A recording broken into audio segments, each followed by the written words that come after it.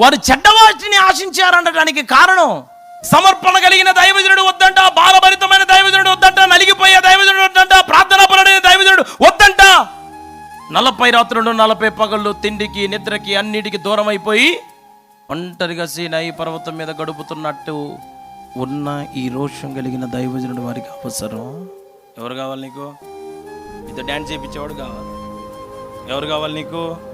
నువ్వు ఎట్ట నడితే అట్ట జడ్జిని అక్కడ జన్నారని నువ్వు డ్యాన్స్ చేస్తుంటే డమ్ము కొడతారు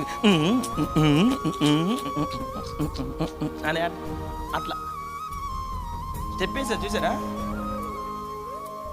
నువ్వు ఎట్ట దొక్కితే అట్ట నడిపియాలి. నేను ఇక నువ్వు ఏ చెప్పేస్తా, నువ్వు ఎట్ట ఆడితే అట్నే. అయ్యగారు నిజంగా యేసయ్య స్వభావం లాంటి వారు. అయ్య నోరు తెరవరు, మేము ఎట్లా చెప్తే అట్లనే అందరూ ఊడ్చుకొని పోతారు రేపు. అర్థమైందా మీరు? నేను ఎక్కువ కాదు, మీరు తక్కువ కాదు, అందరు సమానమే.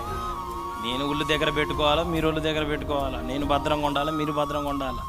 నేను నాటకాలు ఆడకూడదు, మీరు నాటకాలు ఆడకూడదు. మంచి మర్యాదగా ఉంటే అందరికీ మంచిది. దేవునితో మాట్లాడు. కరెంటు వైర్లు పట్టుకొని ఆటలాడితే కాకిలాగా మాడుతుంది. దానికంటే శక్తి కలిగింది దేవుని వాక్యం. చేతులకు బైబిల్ ఇచ్చిన తర్వాత సిగ్గు, జ్ఞానం, బుద్ధి, హల్లెలూయా అన్నీ ఉండాలి. బతికిచ్చిన బతుకు బతికేదానికి బైబిల్ పట్టుకోవాల్సిన పని లేదు. ఎవడు నేను పట్టుకోమన్నాడు? రోగం పడడానికి మల్టీ స్పెషాలిటీ హాస్పిటల్ ఉంది, తెసపత్రా.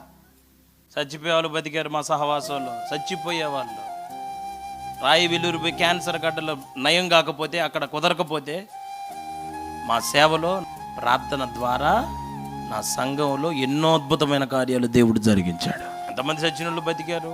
దయాల పాస్టర్ అని పేరు పెట్టారు మైకి. తెలుసా మీకు? అద్భుతాలు లేవని చెబుతున్నానా? ఉన్నాయి. అద్భుతాలు ప్రాముఖ్యం కాదు, అవి ప్రామాణికం కాదు. భోగం పోవటం ముఖ్యం కాదు, పాపం బావాలి ఎక్కడికి రాగానే.